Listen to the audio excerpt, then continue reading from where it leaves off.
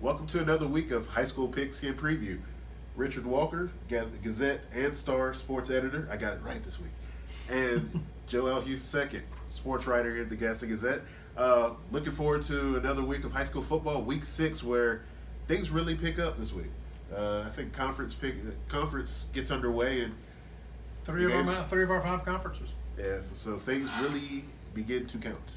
Yeah, and we obviously, because of the oddball nature of some of the scheduling, it's particularly involving South Point. I don't know if we talked about this before, but the desire of many schools to get to play South Point non-conference, particularly in Gaston County, meant that Ashbrook-Forest View game started 2 weeks ahead of everybody else. So they got one conference game in the Big South, but now it starts in earnest for the Big South, the Southern Piedmont, and the South Fork 2A conferences. And then in 2 weeks, you've got Region 3, 5A in South Carolina and the Southwestern 2A kicking in because their conferences are smaller. You got a 5-team conference in South Carolina and a 6-team conference up here. But yeah, I mean, it really, the way the system works, and I applaud the state for doing it this way. In both states, all games there's some metric to count them all, but these conference games matter a little bit more because you get slotted, or the original slotting of playoff berths is based on how you finish 1 through 8, 1 through 5, 1 through 6, depending on how big your conference is. Point still has that whatever mojo they've got going against Stuart Cramer, and surprisingly, Shelby still has that whatever mojo they've got going over Kings Mountain, in spite of the fact that I think everybody this side of the 40 or 50 some guys that were in the field house at Shelby High last week thought that Kings Mountain was the better team, and that didn't play out that way on the scoreboard. And we're going another year, and it's amazing that streak carries on tonight. Since 1986, Kings Mountain has not won a game at Shelby.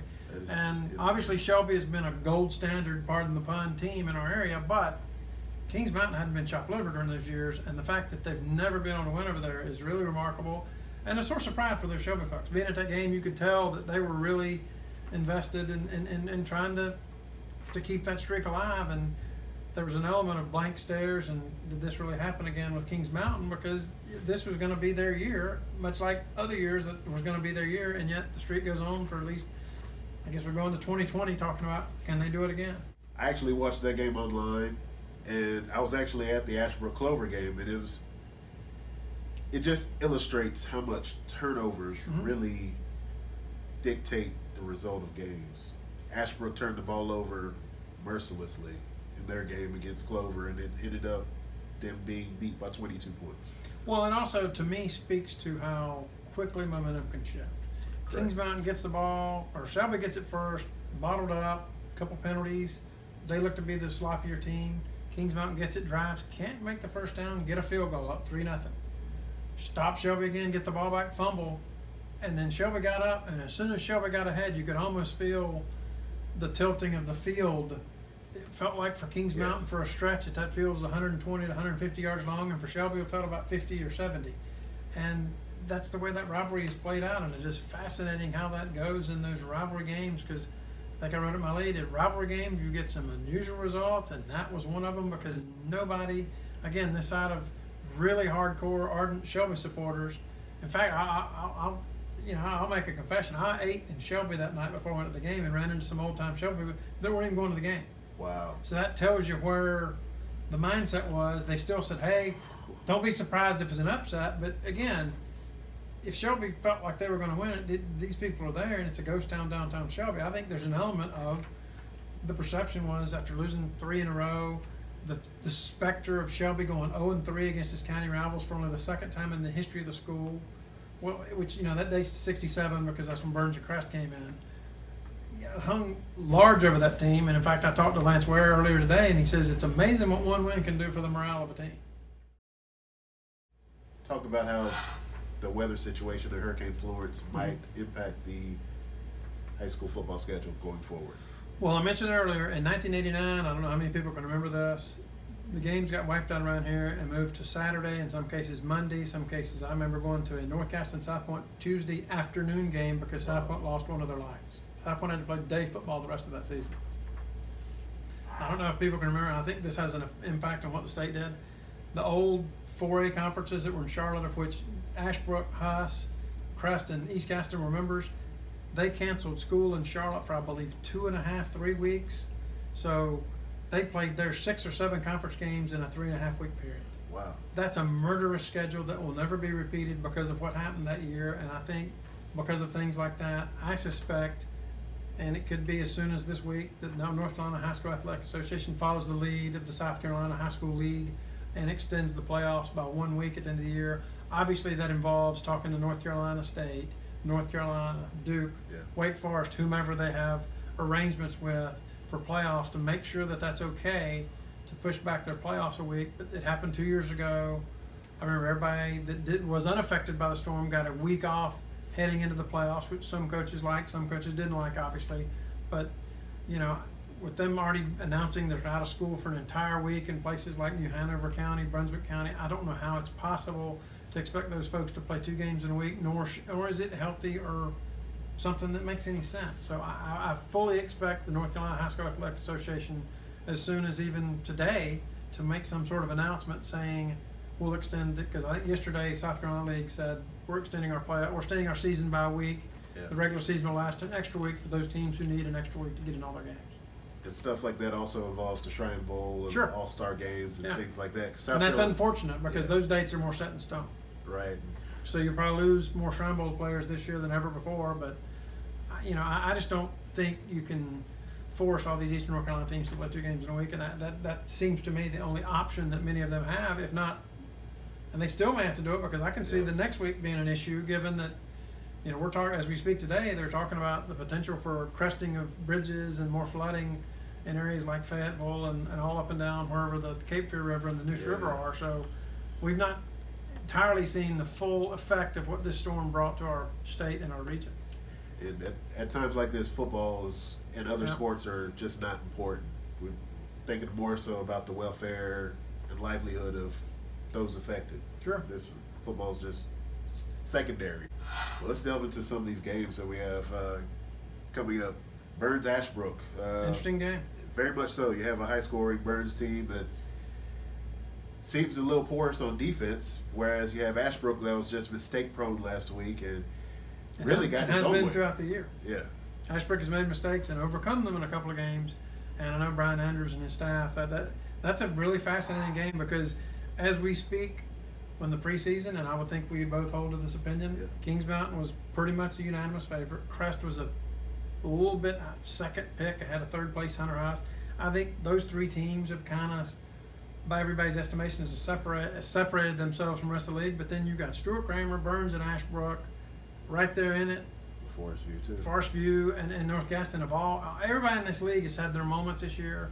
But Ashbrook and Burns almost comes off as a bit of a knockout game because the loser of that game probably, based on their upcoming schedule, have a hard time. They got to steal a game against one of those big 3, and I don't know that that's possible at this point. Right. One of them's going to have to play defense. I kind of lean Ashbrook in that regard just because I think they actually have the better defense, although Burns probably has the better athletes on the offensive side of the football. Of course, I'll be at Kramer and Kings Mountain. Looking forward to that game. What are you kind of looking at as far as that was concerned? How do you bounce back after losing to your rival, of which so much is invested in? I mean, it's a weird situation, and again, it happens sometimes in realignment years. Stuart Cramer's biggest rivals are going to inherently be South Point, 3.1 miles away, and East Gaston, of which many of the students that go to that school would have gone to both of those schools before Stuart Cramer was created. They've now lost 5 straight games to South Point. This was going to kind of be their year. It can still be a year of progress at Cramer. I wrote about that last week, but that had to be a little bit of a small step back because I think they wanted to be competitive, and Nassim Jones made that impossible. I mean, South Point may have found their next big running fullback, and you know, he looked really good against Stuart Cramer, and we know that Stuart Cramer has a solid defense, so that says more about him, I think, than Stuart Cramer. Right. And then Kings Mountain, like I said, we've talked about earlier. How do they bounce back after losing to Shelby? They were 7-0 in the conference last year. Can they do it again? Right. North Gaston Huss. A nail-biter overtime game last year. North Gaston had a chance to knock off the big team. Couldn't quite do it. Huss won that game. It's a natural rivalry because the teams bump up against one another in some parts of the Gastonia city limits and Dallas, the school districts. So a good rivalry game. Then Forest View Crest trying to bounce back after a tough loss to Weddington last week. Yeah, their coach felt like Weddington was the best team they played. That surprised me a little bit, but obviously Crest has played a challenging schedule. And I've said it before, Forest View, I feel like, is a lot better than their record indicates and their scores have indicated. Can they get a breakthrough on the road at Christ? It'll be a challenge for them, but yeah, I think Forest View, if they keep plugging away, somebody's gonna pay for all the struggles that Forest View's had this year, in my opinion, because I think they've got a lot of talent, and I think they're gonna pull off a signature win against somebody. Right. Highland Tech, undefeated Highland Tech, taking on Community Schools Davidson. Yeah, we talked about this last week. I mean, if there's a feel-good story in the area, this is it. They've won one conference game ever. Can Friday night be number 2? I think there's signs that point in that direction, but, you know, David DeLeo, clearly a new attitude, new coaching staff, knew about everything, it feels like, except they had a bunch of returnees from last year that were eager to show that a 2-0 start that turned into a 2-9 season was a fluke. And they have proven that so far. Off to a great start. We'll see how that looks on Friday night. I'm kind of curious. That's a game I'm interested to see what happens. Right. This game kind of has lost a little luster, but it's still a big game in the grand scheme of things. Bessemer City at Mountain Island Charter. Bessemer City's won every matchup they've ever played. Mountain Island Charter wants to be the big boy in that league. This is an obstacle, that they need to surpass to kind of reach the goals that they have for themselves. And Bessemer City, they won a couple of championships in a row or shared them. They're not giving up that title easily. So, I expect this to be a real challenging game. Yeah, Elijah Burris. Yep. I think he has 4 games with 100+ yards. So Bessemer City want it to be a defensive-oriented game for those reasons, and they've had good success defensively against stopping what Mountain Island Charter does, and Mountain Island Charter has had some great athletes the last couple of years. Right, so that's definitely a matchup to watch. Turville at Thomas Jefferson. Thomas Jefferson, of course, has been running roughshod over opponents the past few weeks. But we don't know really much about their opponents. So is that a facade? Cherville has looked really good. They had the step back against rival West Lincoln. Is that an aberration? There's this team still trending up, and I think it's a fascinating matchup. If Cherville wants to get into the championship race, this is a game they got to win. Right. East Lincoln, like Norman Charter, East Lincoln has won 2 games, but they've been against subpar opponents. Are we going to really learn anything about them this week against Lake Norman Charter? Probably not, but it's one of those things where, much like I say about Forest View and some of the other teams that play such a challenging schedule, East Lincoln's played enough challenging opponents that any kind of confidence gives them some. Any kind of positive things give them positive confidence.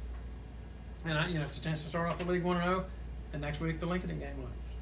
Right, and speaking of Lincoln, they take on Newton Conover, which is going to be a tough test for them. One of the oldest rivalries around, dating to when it was Newton High School before they paired up with Conover back in 1924. Lincoln's had their struggles, but they seem to be kind of picking up some speed, and this is an interesting matchup for them. Right. Newton Conover, the new coach, who was at North Lincoln last year, Stephen Pack, so there'll be some familiarity in that rivalry. And, of course, segueing into North Lincoln, they take on undefeated West Lincoln, which is rolling right now. Yes, West Lincoln off to one of the best starts in the history of the school. I would expect they continue going on.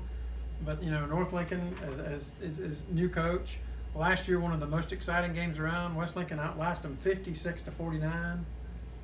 Could it be another game like that? We'll see. I kind of expect it to be that type of affair because they have the same type of style of play. And lastly, Clover, which is coming off it's 3-1 swing through North Carolina. Exactly. And they take on Clover, which is coming out of the Columbia area. First matchup we can find with Irmo. Not sure if they've ever played, but I don't have full, complete all-time Clover records, but I've got a lot of records dating back to the 60s and 70s. So it's the first matchup I can find between the schools, and likely is the first because that's not a normal matchup. But again, if you look at the history of Clover, they've been as small as a 1A, now they're a 5A, so they've played a lot of different teams from a lot of different parts of South Carolina and North Carolina. Right. They're a team that's really trending upwards. We have to keep an eye on the injury to Gabe Carroll. He went out, he didn't play the second half of last week's game with a leg injury. Coach Lane says he's all right, but we'll have to see exactly how that is. If they're not able to go with him, that's a big loss. Although you have 4 running backs that can tote the rock and really carry that offense. And they use 4 quarterbacks in their scrimmages, so they are planning for they're playing for versatility and depth when they were starting their season off. Right. All right, that's a preview of this week's games, and of course, be sure to go to ShelbyStar.com, GastonGazette.com for all updates on these games and any other sports news. And keep voting for your Players of the Week. There you go. Richard Walker, Joe Hughes. We look forward to seeing you Friday night at these football games, and be sure to check back with us next week.